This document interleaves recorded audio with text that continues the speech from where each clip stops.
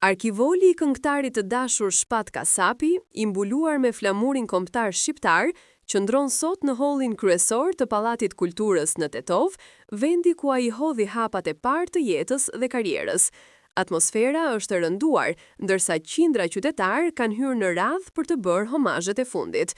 Flamuri i kuq me shqiponjë të zezë, simboli krenarisë kombëtare, qëndron mbi arkivol si një mesazh nderimi për një artist që u bë pjesë e historisë së muzikës shqiptare.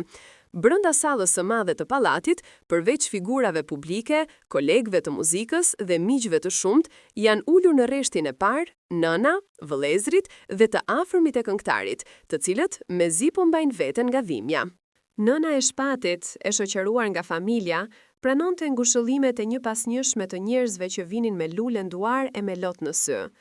Çdo kush që afrohej të ansaj përshpëriste fjalë mbështetjeje, por asgjë nuk dukej se mund të zvoglonte peshën e trishtimit që i ka rënë familjes së tij.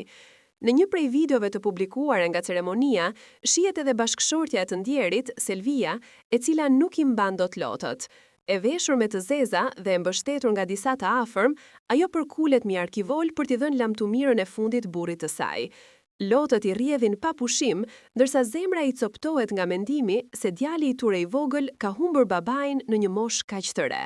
Pamja e saj ka prekur mijëra njerëz që e kanë parë videon, duke e bërë dhimbjen e kësaj familjeje edhe më të ndjeshme për publikun.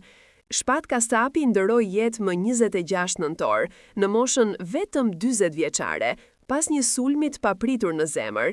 Lajmi i ndarjes së tij nga jeta tronditi botën e muzikës dhe artit shqipfolës, pasi ai ishte një prej figurave më të dashura të skenës shqiptare. Këngët e tij të njohura, koncertet, paraqitjet televizive dhe stili i tij i veçantë i interpretimit e kishin bërë të paharrueshëm për publikun, që e kishte ndjekur për më shumë se 2 dekada. Sot, kjo humbje lë një boshllëk të madh, jo vetëm në familjen e tij, por edhe në zemrat e të gjithë atyre që e kanë dashur artin dhe karakterin e tij. Trupi i artistit do të përcillet për në banesën e fundit sot, në orën 14 në varrezat e qytetit të Tetovës.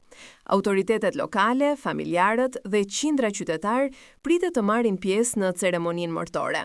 Sot, Tetova do të jetë më e heshtur, më e zymt dhe më e pikëlluar, sepse po përcjell një bir të saj, një artist që la gjurmë dhe që do të kujtohet gjithmonë për buzëqeshjen, mirësinë dhe muzikën që i dha publikut shqiptar.